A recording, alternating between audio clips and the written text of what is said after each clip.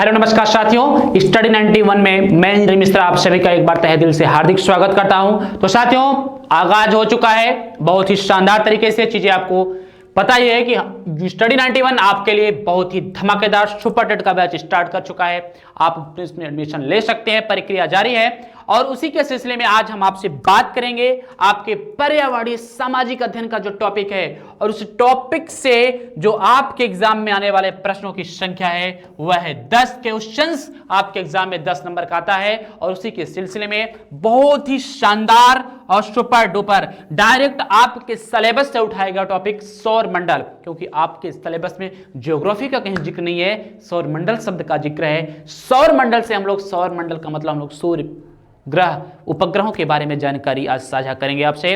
तो साथियों, तो सभी लोग एक बार वीडियो को जबरदस्त तरीके से शेयर कर दीजिएगा।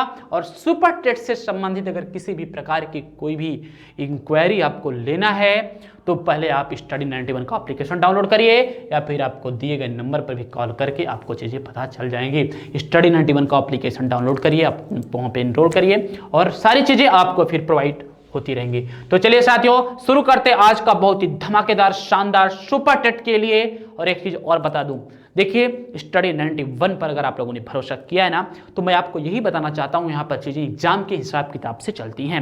आज ये जो सुपर टेट की चीज मैं आपके सामने पेश कर रहा हूं, यह मुख्यतः सुपर टेट के लिए ही ज्यादा जरूरी है, और सुपर टेट के ही हिसाब किताब से प्रीवियस ईयर के प्रश्नों को देखकर बनाया गया सौरमंडल के चैप्टर से टॉपिक है। तो आज हमने यहाँ पे कुछ टेक्नोलॉजी का प्रयोग किया है। टेक्नोलॉजी का प्रयोग करने का मतलब है कि आज मैं आपको हाथ से लिख करके नहीं, स्लाइड के माध्यम से पढ़ाने का प्रयास करूंगा। बाकी जब क्लासेस होंगी तो ज्यादातर हैंड रिटन ही चीजें चलेंगी। तो चलिए साथियों, शुरू करते हैं आज की इस धमाकेदार क्लास को। और क्लास का नाम है सौरमंडल। क्या? सौरमंडल। अच्छा, सौर मंडल का मतलब क्या होता है? सौर मंडल का मतलब होता है सूर्य का मंडल। सूर्य का मंडल का मतलब होता है सूर्य के परिवार से संबंधित जो सूर्य का टूटे हुए बिखरे हुए भाग है, उसी को अगर आपस में जोड़ लिया जाए तो उसी को सौर मंडल कहा जाता है। क्या है कि सौर मंडल सूर्य, पृथ्वी सहित सभी ग्रहों, विभिन्न उपग्रहों तथा अन्य खगोलीय पिंडों का एक परिवार है। जी हां, सौरमंडल एक परिवार है जिसमें सूर्य, पृथ्वी और सभी ग्रह, साथ में उन ग्रहों के सभी उपग्रहों को शामिल किया जाता है। सौरमंडल क्या है? तो सौरमंडल एक परिवार है जिसमें हम विभिन्न ग्रहों, उपग्रहों और सूर्य को शामिल करते हैं। आपके टेट के एग्जाम है, सुपर टेट के एग्जाम के लिए भी यहां से एक क्वेश्चन बनने की चांसेस ज्यादा होते हैं कि सौरमंडल का भाग कौन नहीं है या सौरमंडल का भाग कौन है। तो आपको पता होना चाहिए, अगर तारा जिक्र किया तो तारा नहीं होगा, अगर सूर्य जिक्र किया तो सूर्य आपका विकल्प सही है, क्योंकि सूर्य सौरमंडल का भाग है, पृथ्वी सौरमंडल का भाग है। पृथ्वी के अलावा जो 7 ग्रह हैं वह सौरमंडल का भाग है, और कुछ खगोलीय पिंड भी सौरमंडल का भाग है, जिसमें सूर्य एक तारा है। खगोलीय पिंडों में सूर्य जो आपका सौरमंडल है उसमें सूर्य आपका क्या है कि स्टार है, एक तारा है। तथा इसके 8 ज्ञात ग्रहों में कौन कौन से हैं? बुध, शुक्र, पृथ्वी, मंगल, बृहस्पति, शनि, अरुण और वरुण। आज इस क्लास में हम एक एक ग्रहों के बारे में संपूर्ण डिस्कशन आपके बीच में प्रस्तुत करने वाले हैं, इसलिए क्लास को बीच में छोड़िए नहीं और ज्यादा से ज्यादा शेयर करिएगा। आज हम बात करेंगे बुध, शुक्र, पृथ्वी, मंगल, बृहस्पति, शनि, अरुण और वरुण के बारे में। और एक ग्रह परवलयाकार मार्ग में सूर्य की परिक्रमा करते हैं। ये जो सभी ग्रह है ना, जैसे यहां पे सूर्य हो गया, तो ये परवलयाकार मार्ग में सूर्य की परिक्रमा करते हैं। अब सुनिएगा, ऐसे खगोलीय पिंड जिनके पास अपनी स्वयं की ऊर्जा और प्रकाश होता है उसे तारा कहते हैं। मतलब जिसके पास अपनी स्वयं की एनर्जी हो, स्वयं की ऊर्जा हो, उसको क्या कहेंगे? तारा कहेंगे। तो ऐसा खगोलीय पिंड जिसके पास अपनी स्वयं की ऊर्जा हो, स्वयं की एनर्जी हो, वह एक स्टार यानी तारा की कैटेगरी में आता है। और ऐसे खगोलीय पिंड जिसके पास अपनी स्वयं की ऊर्जा और प्रकाश ना हो, सूर्य के प्रकाश से प्रकाशित होता हो, उसे क्या कहते हैं? ग्रह कहते हैं। आपके ऑप्शन सामने ही है कि ऐसे खगोलीय पिंड जिनके पास अपनी ऊष्मा तथा प्रकाश नहीं होता, ये प्रकाश के लिए सूर्य जैसे तारों पर निर्भर होते हैं, उसे क्या कहते हैं? ग्रह कहते हैं।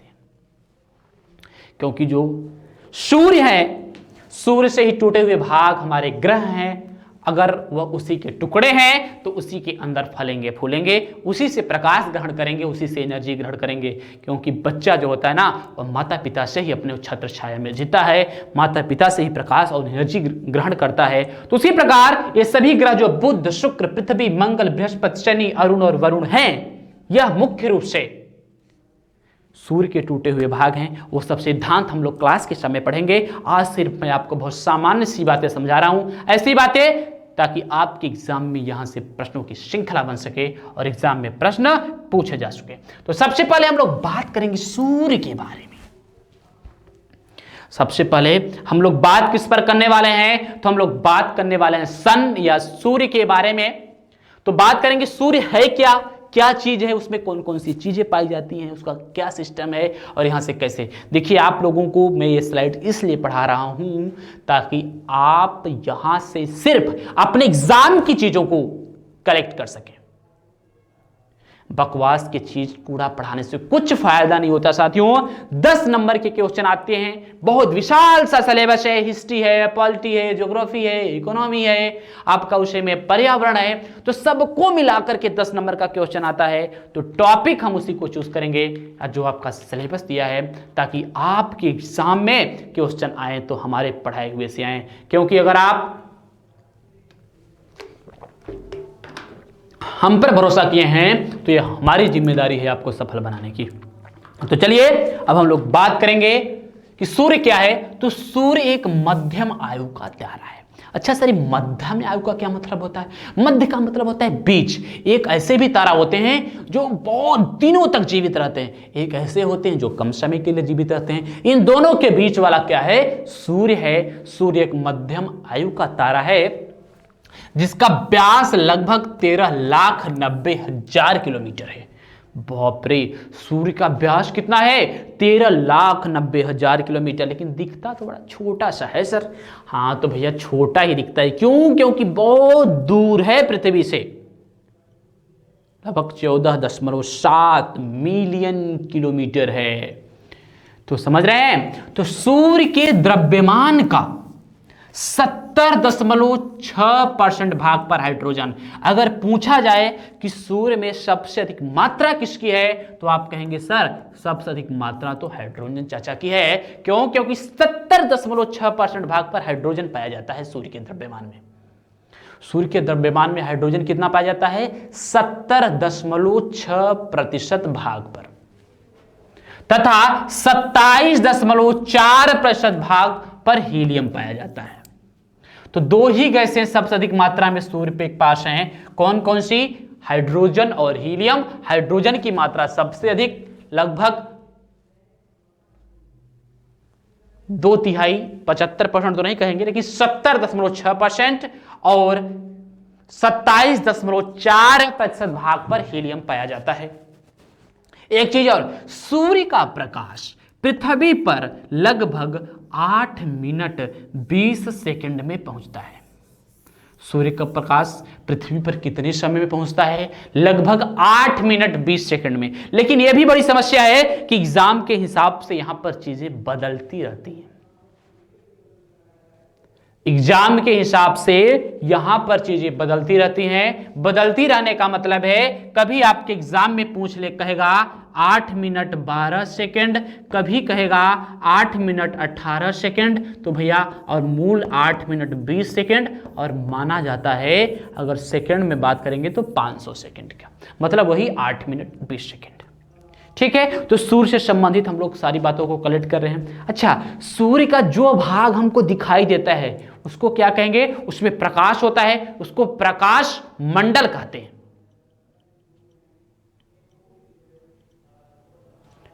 समझ पा रहे हैं ना कि सूर्य का जो भाग, क्या कहा कि सूर्य का जो भाग हमें दृष्टिगोचर होता है, मतलब जो हमको दिखाई देता है, उसे प्रकाश मंडल कहते हैं, और उसका तापमान 5500 अंश सेल्सियस होता है। सूर्य के प्रकाश मंडल का तापमान कितना होता है? 5500 अंश सेल्सियस होता है। सोचिए कितना ज्यादा होता है। सिर्फ बाहरी वाले भाग का, अंदर वाले भाग का तो बहुत ज्यादा होता है। सूर्य के केंद्र का तापमान तो बहुत ज्यादा होता है, लेकिन सूर्य के प्रकाश का जो हमको दिखाई देता है, जो सूर्य के जो प्रकाश मंडल है, जहां पे क्या कहा कि जो भाग हमें दिखाई देता है, दृष्टिगोचर होता है, उसे प्रकाश मंडल कहते हैं और उसका तापमान 5500 अंश सेल्सियस है। तो इतनी सारी बातें आपको क्लियर हो गई क्या कि सूर्य एक तारा है जिसका व्यास 13,90,000 किलोमीटर है। इसके द्रव्यमान में 70.6% भाग पर हाइड्रोजन, 27.4% भाग पर हीलियम पाया जाता है और इसका प्रकाश पृथ्वी तक पहुंचने में लगभग 500 सेकंड यानी 8 मिनट 20 सेकंड का समय लगता है।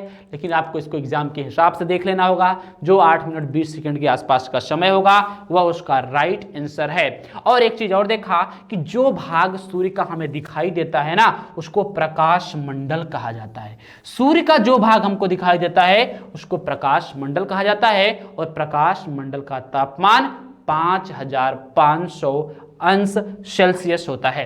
कितना? 5500 अंश सेल्सियस होता है। नेक्स्ट, सूर्य से संबंधित कुछ और चीजें हैं। सूर्य के केंद्र का तापमान 15 मिलियन डिग्री सेल्सियस।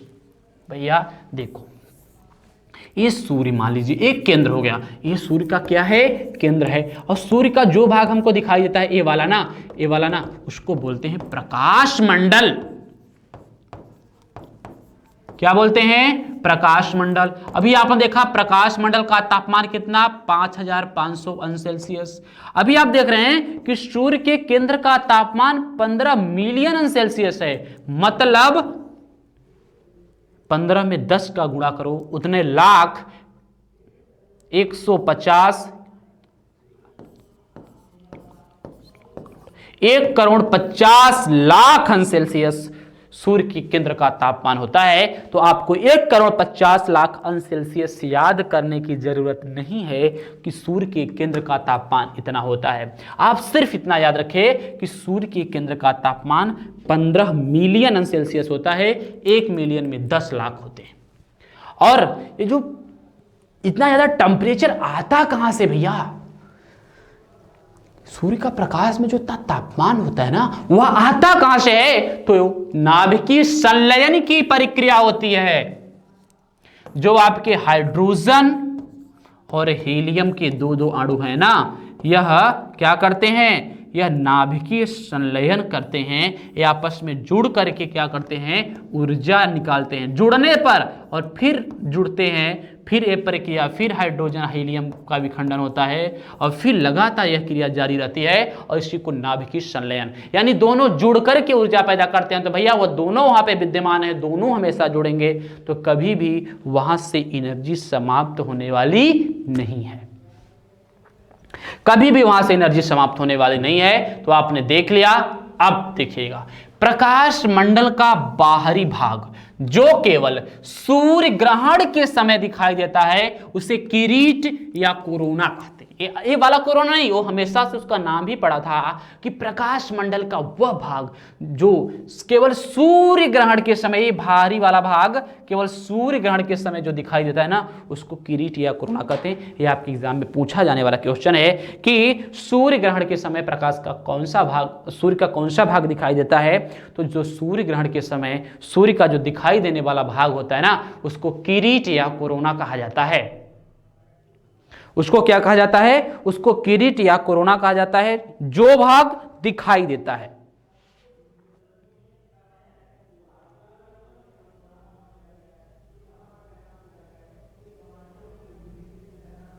समझ में आ गया?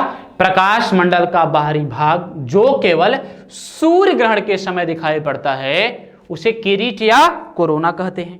चलिए नेक्स्ट, अब हम सूर्य को देख लिया। देखिए भैया, बहुत व्यापक नहीं पढ़ना है, सुपर टेट के लिए बहुत बेहतरीन एजुकेशन चाहिए। क्यों? क्योंकि 10 क्वेश्चन आने इस टॉपिक से, बहुत व्यापकता से पढ़ेंगे तो भटकाव हो जाएगा, पता चला पूरा पढ़ लिया और एक भी क्वेश्चन नहीं आए। ऐसा तो मैं होने नहीं दूंगा। क्वेश्चन आएगा तो मेरे पढ़ाई हुए से आएगा। तो साथियों, अब हम लोग प्लेनेट की बात कर लेंगे, ग्रहों की बात कर लेंगे। तो देखिए, ग्रहों की परिभाषा अंतरराष्ट्रीय खगोलिकीय संघ यानी इंटरनेशनल एस्ट्रोनॉमिकल यूनियन ने 2006 में एक नई परिभाषा दी और उसी 2006 के परिभाषा से ही, इसी 2006 के परिभाषा से ही हमारा जो प्लूटो ग्रह था, कौन ग्रह? प्लूटो, जिसको हम लोग कुबेर के भी नाम से जानते थे, उस प्लूटो को ग्रहों की श्रेणी से निकाल दिया गया। अच्छा, प्लूटो को ग्रहों की श्रेणी से क्यों निकाल दिया गया, तो आइए हम लोग परिभाषा पढ़ लेते हैं, फिर सारी चीजें समझ में आ जाएंगी। अंतरराष्ट्रीय खगोलीय संघ ने वर्ष 2016 में ग्रह की नई परिभाषा दी, जिसके अनुसार ग्रह उस आकाशीय पिंड को माना जाएगा जो अपनी निश्चित कक्षा में सूर्य की परिक्रमा करता हो। अपनी निश्चित कक्षा में सूर्य की परिक्रमा करता हो, मतलब एक कक्षा हो गई, ये मान लीजिए उसकी एक कक्षा हो गई, वह उसी में लगातार सूर्य की परिक्रमा करता हो। लेकिन ये जो प्लूटो था ना, इसकी चरित्र ठीक नहीं थे, यह दूसरे के मार्ग में बाधा डाल देता था। इसके बगल में इसका पड़ोसी था वरुण, वह उसके परिक्रमण पथ में बाधा डाल देता था। इसका मतलब है पहला ही सेंटेंस इसने गलत कर दिया और इसलिए इसको ग्रहों की श्रेणी से निकाल दिया गया। इसीलिए अब सिर्फ और सिर्फ 8 ग्रह हैं, 2006 तक 9 ग्रह माने जाते थे। समझ में आ गया? अगर पूछेगा कि प्लूटो को ग्रहों की श्रेणी से क्यों निकाला गया, तो आप कहेंगे कब निकाला गया, तो आप कहेंगे 2006 में। क्यों निकाला गया? क्योंकि यह वरुण के परिक्रमण पथ में बाधा डालता था। मतलब यह ऐसे ऐसे घूमता टहलता परिक्रमा करता था, सूर्य की परिक्रमा करता था, बिल्कुल यह भी करता है, कोई दिक्कत नहीं, लेकिन यह क्या करता था कि वरुण के परिक्रमण पथ में बाधा डालता था, वरुण के परिक्रमण पथ में बाधा डालता था। समझ में आ गया? एक परिभाषा कि ये अपनी निश्चित कक्षा में सूर्य की परिक्रमा करता हो। दूसरा, ऐसा खगोलीय पिंड जो अपनी गुरुत्वाकर्षण शक्ति से अपने कक्षा के पास अवस्थित अन्य पिंडों को खुद में समाहित करे या उसको बाहर कर दे। मतलब गुरुत्वाकर्षण शक्ति ऐसी होनी चाहिए कि जो उसके आसपास के पिंड है, जैसे चंद्रमा पृथ्वी का एक पिंड है, उसको चंद्रमा अपने पास समाहित कर रखा है, गुलाम बना रखा है, तुम मेरे पास चारों तरफ चक्कर लगाओगे। अगर जैसे चंद्रमा वहां से भाग जाए, गुरुत्वाकर्षण शक्ति से मुक्त हो जाए, इसका मतलब पृथ्वी ग्रह की श्रेणी में नहीं रहेगा। चलिए नेक्स्ट, और क्या डिफिनेशंस दी हैं ग्रहों की भैया? तो ऐसे खगोलीय पिंड जिसके पास पर्याप्त द्रव्यमान हो, ना हो कैसा भैया? पर्याप्त द्रव्यमान हो, पर्याप्त द्रव्यमान हो ताकि वह अपनी गुरुत्वाकर्षण शक्ति के माध्यम से अपने लगभग गोलाकार स्वरूप को संतुलित रख सके, गोलाकार स्वरूप को संतुलित रख सके। मतलब उसके पास इतना द्रव्यमान हो, काम भर के लिए हो, कि गुरुत्वाकर्षण शक्ति हो और वह गोले के रूप में अपने आप को रख सके। ये तो आपको पता है पृथ्वी के पास है ही, शुक्र के पास भी है। ग्रहों के पास अपना कोई प्रकाश या ऊष्मा नहीं होता, यह सूर्य के प्रकाश से प्रकाशित होते हैं। अगर कभी प्रश्न आ जाए कि निम्न में से किसके पास अपनी स्वयं की ऊर्जा नहीं होती या ऊष्मा नहीं होती, तो आप कहेंगे ग्रहों के पास नहीं होती है। किसके पास नहीं होती है? ग्रहों के पास नहीं होती है। अच्छा, ग्रह अपनी अक्ष पर भी घूमते हैं और साथ ही साथ सूर्य की परिक्रमा भी करते हैं। मतलब ग्रह अपने आप में घूमते हैं, ऐसे ऐसे नाचते रहते हैं और सूर्य की भी परिक्रमा करते हैं। तो एक बात यहां पर निकल करके आती है, ग्रहों का अपने अक्ष पर घूमना घूर्णन कहलाता है, जबकि सूर्य के चारों तरफ घूमना परिक्रमण कहलाता है। जब ग्रह अपने अक्ष पर घूमता है तो उसे घूर्णन करना कहते हैं, और जब सूर्य के चारों ओर चक्कर लगाता है उसे परिक्रमण करना कहता है। यह दोनों क्रियाएं साथ साथ चलती रहती हैं, यह दोनों क्रियाएं साथ साथ चलती रहती हैं। हमने पृथ्वी की गति से संबंधित आपको पहले डेमो क्लास में बताई थी, अगर आप लोगों ने देखा नहीं होगा तो पहला डेमो क्लास जो आपका था ये पर्यावरणीय अध्ययन से संबंधित, उसमें आप एक पॉइंट्स देखेंगे। उस पॉइंट्स का नाम था भूगोल में, क्या मैंने आपको बताया था? पृथ्वी की गतियां। वहां जाएंगे तो घूर्णन और परिक्रमण के बारे में सारी चीजें, ग्रहण कैसे लगते हैं, कब लगते हैं, ऋतुएं कैसे बदलती हैं, दिन रात का होना, कितना घंटा में क्या होता है, सारी चीजें मैंने आपको बताई है। चलिए अब एक ग्रहों की परिभाषाएं दिया गया था 2016 में, अंतरराष्ट्रीय खगोलिकी संघ ने दिया था, और इस परिभाषाओं के मानदंडों को पूरा न करने की वजह से प्लूटो भाई साहब को क्या कर दिया गया, ग्रहों की श्रेणी से बाहर कर दिया गया। कब किया गया? 2006 में किया गया। अगर आप एग्जाम में पूछे तो बता देना, और अगर पूछे कि क्यों किया गया तो बता देना कि वो बेचारा वरुण के परिक्रमण पथ में बाधा डालता था तो उसको हटा दिया गया। अब बात कर लेंगे ग्रहों की। तो हमारे सौर मंडल के संपूर्ण ग्रहों को दो भागों में विभाजित किया जाता है। ये जो 2 पॉइंट्स है ना, यहां से भी खूब क्वेश्चन बनते हैं, जैसे आंतरिक ग्रह या पार्थिव ग्रह, बाह्य ग्रह या जोवियन ग्रह। जो हमारे सौर मंडल के ग्रह हैं उनको 4 भागों में बांट दिया गया है। पार्थिव ग्रह का मतलब जो पृथ्वी के समान धरातलीय प्रवृत्ति के हैं, और बाह्य ग्रह, इसको गैसीय ग्रह की भी श्रेणी में कहा जाता है। तो देखिए, जो शुरू के 4 ग्रह हैं, शुरू के 4 का मतलब भैया कौन, शुरू कौन, पैदा तो हुए नहीं, मतलब बने तो सब सूर्य से ही हैं। शुरू के 4 का मतलब सूर्य से दूरी के क्रम में, सूर्य से दूरी के क्रम में जो स्टार्टिंग के 4 ग्रह हैं वह आंतरिक हैं, बुध, शुक्र, पृथ्वी, मंगल। देखिए एक चीज और, सूर्य से दूरी के क्रम, ग्रहों का क्रम, तो बुध, शुक्र, पृथ्वी, मंगल सबसे पहले हैं, और इन ग्रहों को आंतरिक ग्रह या पृथ्वी पार्थिव ग्रह कहते हैं। इसको आंतरिक ग्रह या पार्थिव ग्रह कहते हैं। समझ में आ रहा है? क्या समझ में आना चाहिए कि आंतरिक ग्रह कौन कौन से हैं? बुध, शुक्र, पृथ्वी और मंगल। ये आपके एग्जाम में पूछा जाता है कि निम्न में से कौन सा ग्रह आंतरिक ग्रह है या निम्न में से कौन सा ग्रह बाह्य ग्रह है। तो ये आपको बताना पड़ेगा कौन आंतरिक है कौन बाह्य है, कौन आंतरिक ग्रह है कौन बाह्य ग्रह है। तो आंतरिक ग्रह कौन कौन से हैं? बुध, शुक्र, पृथ्वी, मंगल। बाह्य ग्रह बृहस्पति, शनि, अरुण और वरुण। ठीक, 2 चीजें और पूछा दी हैं, सूर्य से दूरी के क्रम में ग्रहों का क्रम और आकार के अनुसार ग्रहों का बढ़ता हुआ क्रम। तो सूर्य से दूरी के क्रम की बात करें तो पहले स्थान पर बुध, दूसरे स्थान पर शुक्र, तीसरे स्थान पर पृथ्वी, चौथे स्थान पर मंगल, 5वें स्थान पर बृहस्पति, शनि, अरुण और वरुण। तो सबसे पहले सूर्य के सबसे पास कौन स्थित है? बुध। सबसे दूर कौन स्थित है? वरुण। और कभी कभी पृथ्वी का क्रम पूछा जाता है तो पृथ्वी का क्रम तीसरे नंबर पर है। इससे सिर्फ यही क्वेश्चन बन सकते हैं। किस टॉपिक से? सूर्य से दूरी के क्रम के हिसाब से। सिर्फ 3 क्वेश्चन। क्या कि सबसे पास में कौन है? आप कहेंगे बुध।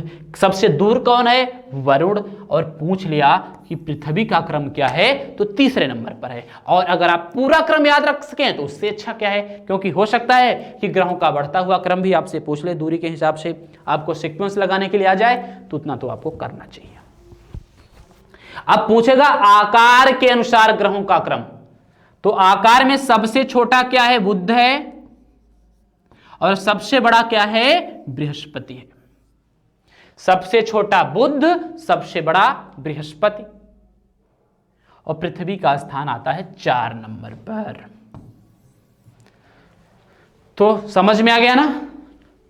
इतना तो आपको क्लियर हो गया ग्रहों से थोड़ी सारी बातें। अब हम लोग एक एक ग्रहों को लेंगे और उनके बारे में सारी चीजें, वह कितने देर में सूर्य की परिक्रमा करते हैं, कितने देर में अपने अक्ष पर घूमते हैं, कैसे परिक्रमा करते हैं, उनकी क्या विशेषताएं हैं, वायुमंडल पाया जाता है नहीं पाया जाता है, उनमें कितने ग्रह उपग्रह पाए जाते हैं, सबको हम लोग डिटेल से पढ़ेंगे। तो सभी लोग एक बार और वीडियो को शेयर करके अपनी संख्या में इंक्रीज करेंगे, बढ़ाएंगे, और हम बात करेंगे सबसे पहले बुध के बारे में।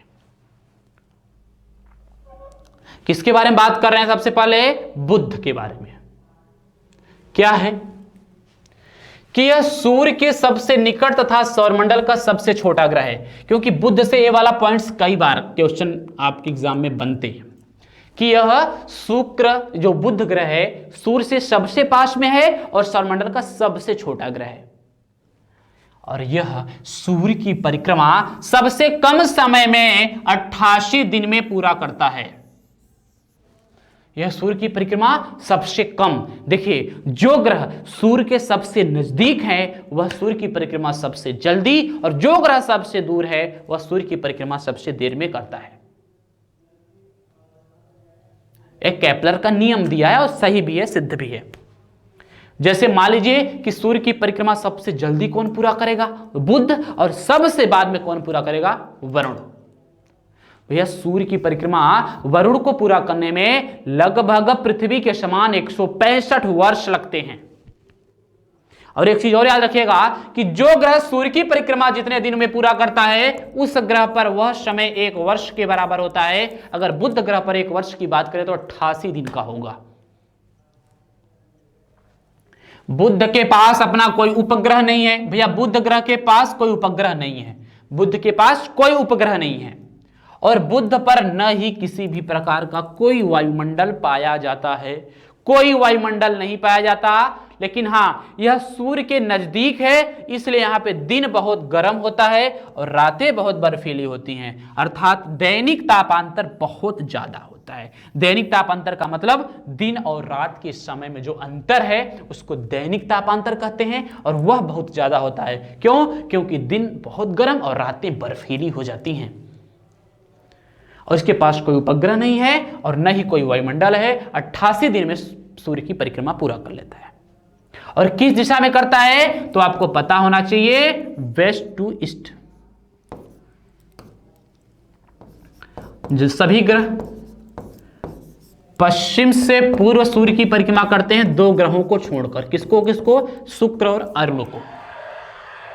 तो शुक्र और अरुण को छोड़कर 2 ग्रह सूर्य की परिक्रमा करते हैं। किस दिशा में करते हैं? पश्चिम से पूर्व करते हैं, ठीक है ना। तो पश्चिम से पूर्व सूर्य की परिक्रमा करते हैं 2 ग्रह बुध के पास। चलिए नेक्स्ट, शुक्र की बात कर लें, वीनस। शुक्र ग्रह से खूब क्वेश्चन बनते हैं भैया, अच्छे अच्छे क्वेश्चन शुक्र ग्रहों से बने हुए हैं। तो चलिए, यह पृथ्वी के सर्वाधिक नजदीक है, पृथ्वी के नजदीक है और सूर्य और चंद्रमा के बाद तीसरा सबसे चमकीला खगोलीय पिंड है। सबसे तेज चमकता है सूर्य और चंद्रमा के बाद। लेकिन सूर्य और चंद्रमा ग्रह तो है नहीं, तो अगर पूछे कि सबसे चमकीला ग्रह कौन है तो क्या बताएंगे? सबसे चमकीला ग्रह है शुक्र। बहुत ही शानदार चीजें सर, बहुत ही जबरदस्त। दोस्तों, हम शुक्र से संबंधित बातों को आपके सामने रख रहे हैं कि शुक्र आकार, घनत्व और व्यास में पृथ्वी के लगभग बराबर है, इसलिए इसे पृथ्वी का बहन कहा जाता है। वेरी इंपॉर्टेंट पॉइंट आपके सुपर टेट एग्जाम के लिए, और टेट में भी यहां से क्वेश्चन आते हैं क्योंकि सौरमंडल का पार्ट आपके टेट में भी पूछा जाता है, एस्ट्रोनॉमी का। शुक्र आकार, घनत्व और व्यास में पृथ्वी के लगभग बराबर है, इसलिए इसे पृथ्वी का बहन कहा जाता है। शुक्र शाम को पश्चिम दिशा में, सुबह को पूरब दिशा में दिखाई देता है, इस कारण इसको सांझ का तारा और भोर का तारा भी कहते हैं। इवनिंग स्टार और मॉर्निंग स्टार किस ग्रह को कहेंगे? शुक्र को कहेंगे। और कब अगर पूछे कि शुक्र शाम को किस दिशा में दिखाई देता है तो शुक्र शाम को पश्चिम दिशा में और सुबह को पूरब दिशा में दिखाई देता है। सबसे चमकीला जो तारा होगा ना, अभी रात को आप देखेंगे शाम की टाइम तो पश्चिम दिशा में, और सुबह सुबह देखेंगे तो पूरब दिशा में, एकदम सुबह। शुक्र की वायुमंडल में सबसे ज्यादा कार्बन डाइऑक्साइड गैस पाई जाती है, जिस कारण से इस पर प्रेशर कुकर जैसी स्थिति उत्पन्न होती है, इसलिए सबसे गर्म ग्रह भी है क्योंकि कार्बन डाइऑक्साइड गर्मी पैदा करती है और कार्बन डाइऑक्साइड में बहुत ज्यादा गर्मी होती है, सबको पता है। तो शुक्र ग्रह पर सबसे अधिक कौन सी गैस पाई जाती है? अगर पूछ ले कार्बन डाइऑक्साइड। अगर पूछ ले प्रेशर कुकर वाला ग्रह कौन है तो शुक्र है। अगर पूछ ले कि सबसे गर्म ग्रह कौन है तो शुक्र है। सबसे चमकीला ग्रह कौन है? शुक्र है। पृथ्वी की बहन कौन है? शुक्र है। क्यों है? क्योंकि इसका आकार, घनत्व और व्यास लगभग पृथ्वी के बराबर होता है। शुक्र शाम को पश्चिम दिशा में और सुबह को पूरब दिशा में चमकता है, इसीलिए इसको सांझ का तारा यानी इवनिंग स्टार और सुबह का तारा, भोर का तारा यानी मॉर्निंग स्टार भी कहते हैं। अभी शुक्र से संबंधित कुछ और बातें हम आपके बीच में देख रहे हैं कि यह सूर्य की परिक्रमा, अभी मैंने बताया था ना, शुक्र और अरुण उल्टे दिशा में सूर्य की परिक्रमा करते हैं। यह सूर्य की परिक्रमा पूर्व से पश्चिम दिशा में करता है, जबकि अरुण ग्रह को छोड़कर सभी अन्य ग्रह सूर्य की परिक्रमा पश्चिम से पूर्व दिशा में करते हैं। तो 2 ग्रह आपके ऐसे हैं, कौन कौन से? एक है शुक्र और दूसरा है अरुण। मतलब स्टार्टिंग से दूसरा और लास्ट से दूसरा, ऐसा भी याद कर सकते हैं। शुरू से दूसरा और आखिरी से दूसरा, ये शुरू से दूसरा हो गया और ये आखिरी से दूसरा, वरुण के बाद अरुण। यह दोनों ना सूर्य की परिक्रमा पश्चिम से पूरब दिशा की ओर करते हैं। पश्चिम से पूरब नहीं, माफ कीजिएगा, पश्चिम से पूरब तो सभी ग्रह ही करते हैं, ये एक किधर से किधर करते हैं, पूरब से पश्चिम करते हैं, उल्टा चलते हैं, पूरब से पश्चिम, पूरब से पश्चिम चलते हैं। और इसीलिए शुक्र और अरुण पर दिन पश्चिम दिशा में निकलता है और सूर्यास्त मतलब सूर्य पश्चिम दिशा में निकलता है और सूर्यास्त पूरब दिशा में होता है। शुक्र के पास भी अपना कोई उपग्रह नहीं है भैया, शुक्र के पास भी उपग्रह नहीं है। यह सूर्य की परिक्रमा लगभग 225 दिनों में पूरा करता है। देखिए जो बुध था वह 88 दिनों में करता था, शुक्र क्या करता है 225 दिनों में करता है। कहीं कहीं 245 भी आपको अन्य स्रोतों में मिलेगा, लेकिन जो सही नहीं है। तथा यह अपने अक्ष पर 243 दिन में एक बार घूम जाता है। देखिए भैया, कोई भी ग्रह अपने अक्ष पर जितने समय में एक बार घूम जाते हैं वह उसका घूर्णन काल और वह समय एक दिन के बराबर होता है, एक दिन के बराबर। तो शुक्र पर एक दिन कितने समय के बराबर है, 200, माफ कीजिएगा, कितने समय के बराबर है, तो आप बताएंगे 243 दिन। तो यहां जो रात दिन होते हैं ना वह लगभग 122 घंटे के होते हैं। कितने घंटे के होते हैं, 122 घंटे के। तो सर्वाधिक रात और दिन कहां होते हैं, शुक्र ग्रह पर ही होते हैं। अब हम लोग बात करेंगे पृथ्वी की। किस पर बात करेंगे, पृथ्वी पर। तो देखिए पृथ्वी का क्या सिस्टम है। पृथ्वी सौरमंडल का एकमात्र ऐसा ग्रह है जिस पर जीवन है। सौरमंडल का एकमात्र ऐसा ग्रह जिस पर जीवन है, आप सबको पता है। पृथ्वी आकार की दृष्टि से 5वां ग्रह तथा पार्थिव ग्रहों में सबसे बड़ा ग्रह है। वही सूर्य से दूरी के क्रम में तीसरे स्थान पर, सब आप जानते हैं। पृथ्वी अपने अक्ष पर 23 से ही 1/2 झुकी हुई है और ध्रुवों पर चपटी है और बीच में इसमें उभरी हुई भाग है, इसलिए इसकी जो आकृति है उसको भूआभ या जियोइड कहा जाता है। क्या है कि भैया ध्रुवों पर चपटी है, ऊपर वाला भाग उभरा हुआ है और झुकी भी हुई है 23 से 1/2। तो जो इसकी आकृति स्पष्ट तौर पर हमारे सामने प्रस्तुत होती है वह होती है भूआभ आकृति यानी जियोइड प्रकार की। चलिए, पृथ्वी पर जल की अधिकता होने के कारण अंतरिक्ष से देखने पर यह नीला दिखाई देता है, इसीलिए इसे नीला ग्रह भी कहते हैं। समझिएगा, नोट्स करते जाइएगा, बहुत ही इंपॉर्टेंट चीजें साथियों आपके सुपर टेट के एग्जाम के लिए। जो कि सुपर टेट कि मास्टर बैच की शुरुआत धमाकेदार स्टडी 91 आपके बीच में कर दिया है। तो आप लोग स्टडी 91 का एप्लीकेशन डाउनलोड करके सारी जानकारी प्राप्त कर सकते हैं। और पृथ्वी का जो घूर्णन काल है वह 23 घंटे 56 मिनट 4 सेकंड अर्थात 24 घंटे का होता है। यानी पृथ्वी अक्ष पर अपने अक्ष पर एक बार 24 घंटे में घूम जाती है, 23 घंटे 56 मिनट 4 सेकंड में, जो लगभग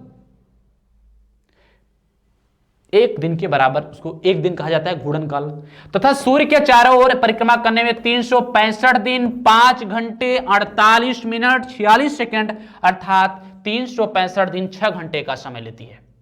देखिए जो 6 घंटे आपका एक्स्ट्रा होकर के आता है, यह 6 घंटे 4 सालों में 24 घंटे यानी एक दिन के बराबर हो जाता है। तो हर 4 साल बाद जो समय आता है, वर्ष आता है, उसको लीप ईयर कहते हैं। और इस साल एक वर्ष में 366 दिन माने जाते होते हैं। और जब एक दिन जो एक्स्ट्रा होता है इसको फरवरी माह में जोड़ दिया जाता है और फरवरी होती है वैसे 28, लीप ईयर में हो जाती है 29 डेज की। ठीक है, चलिए, पृथ्वी का एक मात्र उपग्रह है क्या, चंद्रमा, जो पृथ्वी का चक्कर काटता है। पृथ्वी का एक मात्र उपग्रह है चंद्रमा जो पृथ्वी का चक्कर काटता है। तो हम लोगों ने बुध को पढ़ लिया, शुक्र को पढ़ लिया, पृथ्वी को पढ़ लिया। अब हम लोग पढ़ेंगे मंगल ग्रह को। कौन से ग्रह को पढ़ने वाले हैं? मंगल ग्रह को। चलिए, यह ग्रह आकार की दृष्टि से 7वां बड़ा, मतलब 7वां बुध के बाद यही है, तथा सूर्य से दूरी के क्रम में 4थे स्थान पर है। यह आखिरी आंतरिक ग्रह है। इसे सूर्य की परिक्रमा करने में भैया पृथ्वी से ज्यादा समय लगेंगे, क्योंकि पृथ्वी से दूर है, तो 686 दिन, तथा अपने अक्ष पर घूमने में 24 घंटे 37 मिनट 23 सेकंड का समय लगता है। तो अगर आप ध्यान से देखेंगे तो अपने अक्ष पर घूमने में शुक्र का समय और पृथ्वी का समय में बहुत अंतर नहीं है। इसीलिए आप शुक्र नहीं, मंगल, इसलिए मंगल ग्रह पर जो दिन रात होते हैं वह लगभग पृथ्वी के ही बड़े छोटे दिन रात होते हैं। जैसे पृथ्वी पर दिन रात होते हैं लंबे, वैसे मंगल ग्रह पर होते हैं। मंगल ग्रह की मिट्टी में आयरन ऑक्साइड यानी Fe2O3 आयरन ऑक्साइड की अधिकता होने के कारण यह लाल रंग का दिखाई देता है, इसलिए मंगल ग्रह को लाल ग्रह भी कहते हैं। प्रश्न यह आएगा कि मंगल ग्रह पर कौन से तत्व की अधिकता है, तो आप कहेंगे आयरन ऑक्साइड, क्योंकि उसकी मिट्टी आयरन ऑक्साइड की वजह से लाल होती है, इसलिए इसको लाल ग्रह भी कहा जाता है। नेक्स्ट, मंगल के वायुमंडल में 95% कार्बन डाइऑक्साइड यानी CO2 तथा अन्य गैसों के रूप में नाइट्रोजन, आर्गन, कार्बन मोनोऑक्साइड जैसी गैसें पाई जाती हैं। तो सबसे अधिक कौन सी गैस पाई जाती है? मान लीजिए अगर आपके ऑप्शन में प्रश्न ही आ गया कि मंगल ग्रह पर सबसे अधिक मात्रा में कौन सी गैस पाई जाती है, तो कार्बन डाइऑक्साइड पाई जाती है। मंगल पर दिन और रात की अवधि लगभग पृथ्वी के समान होती है। मंगल पर दिन और रात की अवधि क्या होती है? लगभग पृथ्वी के समान होती है। फोबोस तथा डीमोस मंगल ग्रह के 2 उपग्रह हैं। कौन कौन से? फोबोस और डीमोस जो हैं वह उपग्रह हैं, और किसके हैं? मंगल ग्रह के, और सिर्फ 2 ही हैं। और जो डीमोस है ना, वह सौरमंडल का सबसे छोटा उपग्रह है, ये वाला। तो सौरमंडल का सबसे छोटा उपग्रह क्या है? डीमोस है। किस ग्रह का है? तो मंगल ग्रह का है। याद रखिएगा, पूरे सौरमंडल का सबसे बड़ा पर्वत कौन सा? निक्स ओलंपिया कहां है? मंगल ग्रह पर ही मौजूद है, जो एवरेस्ट से 3 गुना ऊंचा है। एवरेस्ट तो आपके पृथ्वी का सबसे ऊंचा पर्वत है, लेकिन पूरे सौरमंडल 8 ग्रहों को मिलाकर के अगर सबसे ऊंचे पर्वत की बात की खोज हुई है तो निक्स ओलंपिया की हुई है। कहां है? मंगल ग्रह पर, जो आपकी एवरेस्ट से 3 गुना ऊंचा है। चलिए, अब हम लोग बात करेंगे बृहस्पति की। किसकी बात करेंगे? बृहस्पति की। तो आपको पता होगा यह सौरमंडल का सबसे बड़ा और सबसे भारी ग्रह है। सबसे बड़ा ग्रह, कई बार आपके एग्जाम में क्वेश्चन पूछा गया कि सौरमंडल का या हमारे सौरमंडल का सबसे बड़ा ग्रह कौन है, तो हमारे सौरमंडल का सबसे बड़ा ग्रह कौन है? बृहस्पति है। यह लगभग 12 वर्षों में सूर्य की परिक्रमा करता है तथा अपने अक्ष पर 5 घंटे 55 मिनट में एक बार घूम जाता है। तो भैया यह अपने अक्ष पर 5 घंटे 55 मिनट पर, मतलब यहां 2.5 घंटे के दिन रात होते हैं, 2.5 घंटे के आसपास। तो अगर आप एग्जाम में पूछे कि सबसे छोटा दिन और रात किस ग्रह के होते हैं, तो आप बताएंगे जो सबसे बड़ा ग्रह है। कौन? बृहस्पति। यह सर्वाधिक उपग्रहों वाला ग्रह है। इसके उपग्रहों की कुल संख्या 69 है। सौरमंडल का सबसे बड़ा उपग्रह गैनीमीड बृहस्पति का ही है। जो सौरमंडल का सबसे बड़ा उपग्रह है ना गैनीमीड, वह किसका है? बृहस्पति का ही है। तो बृहस्पति ग्रह की खोज गैलीलियो ने की थी। शानदार सेशन चल रहा है साथियों, आपको खुद अंदाजा हो गया होगा कि सुपर टेट के बैच में हम लोग अगर यूट्यूब पर इस तरीके से पढ़ सकते हैं तो क्लास के अंदर की क्या क्वालिटी आपके बेस में प्रोवाइड कराई जाएगी। तो साथियों, अब हम लोग बात करेंगे शनि के बारे में, क्योंकि शनि ग्रह भी हमारे लिए इंपॉर्टेंट है। यह आकार में दूसरा सबसे बड़ा ग्रह है तथा सूर्य से दूरी के क्रम में 6वें स्थान पर है। बृहस्पति के बाद दूसरा सबसे बड़ा ग्रह कौन है? शनि ही है। यह सूर्य की परिक्रमा लगभग 29 वर्ष में तथा अपने अक्ष पर 10 घंटे 40 मिनट में एक बार घूम जाता है। तो शनि ग्रह सूर्य की परिक्रमा कितने वर्ष में करता है? 29। देखिए परिक्रमण अवधि या घूर्णन अवधि आपके एग्जाम में कम ही पूछी जाती है, ज्यादातर पृथ्वी या बृहस्पति की नहीं, पृथ्वी और शुक्र की ही पूछी जाती है। इसमें कुल 62 उपग्रह हैं। शनि के पास कुल कितने उपग्रह हैं? तो शनि के पास कुल 62 उपग्रह हैं।